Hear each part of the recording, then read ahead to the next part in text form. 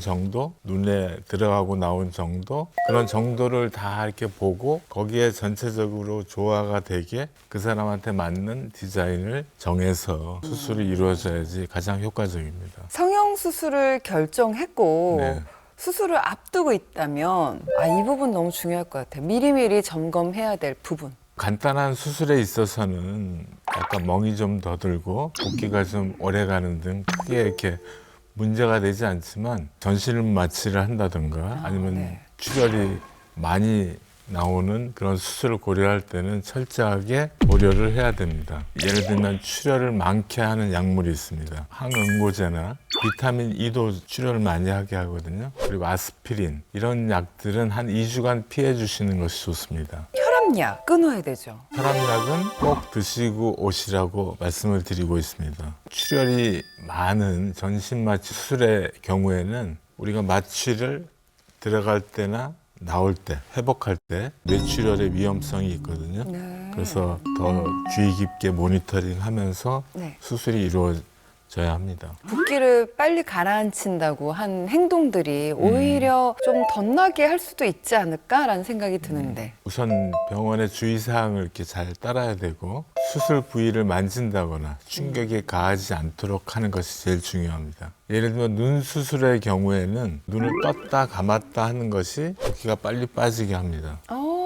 그래서 네. 감을 때는 살짝, 뜰 때는 크게. 안전하게 수술을 받으려면 여러 군데의 상담을 받는 게 좋을까요? 여러 군데 상담 받으시는 분들 가끔 있으시거든요. 전 주변에서 많이 예. 봤어요. 근데 사람마다 이렇게 미에 대해서 다루는 생각이 약간씩 다르거든요. 단지 이제 본인들이 상담을 통해서 자기하고 맞는 디자인을 말씀하시는 선생님을 찾아라. 의사를 찾는 것이 가장 좋고 여러 군데를 다니다 보면 머리 아파서 결정 못하게 되는 경우도 많습니다. 성형수술을 한 번 하면 좀 계속해서 하시는 분들 계세요. 그래서 저분은 중독인가? 이렇게 되지 않으려면 어떤 부분을 유념하고 또 조심해야 될까요? 수술을 여러 군데 하는 거하고 성형 중독하고는 좀 구별을 해야 될 것 같아요. 우리가 상담을 하고 전체적인 얼굴을 보고 이렇게 됐으면 좋겠다 하고 디자인을 해드리고 말씀을 드리면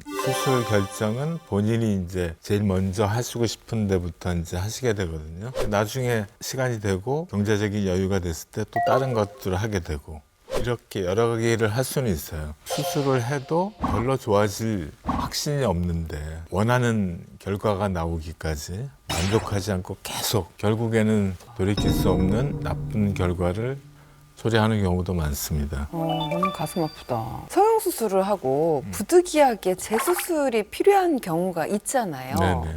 어떤 경우에 재수술을 하는 게 꼭 필요할까요? 가장 많은 게 본인이 마음에 안 들어서 하는 경우. 사람들이 주변에서라든가 이상해. 많은 그런 분들이. 경우. 네네. 아니면은 첫 수술을 하고 나서 부작용이나 합병증으로 인해서 할 수 없이 해야 되는 경우. 만약에 재수술을 해야 한다면 어떤 부분을 좀 체크하는 게 좋을까요? 수술하고 나서 한 6개월 정도 돼야지 속에 이제 흉터들이 다 아물거든요. 재수술을 고려한다면 한 6개월 후에 하시는 게 가장 좋고 부작용이 있어서 안 되겠다 하는 경우에도 좀 일찍 그런 경우에 수술할 수도 있습니다.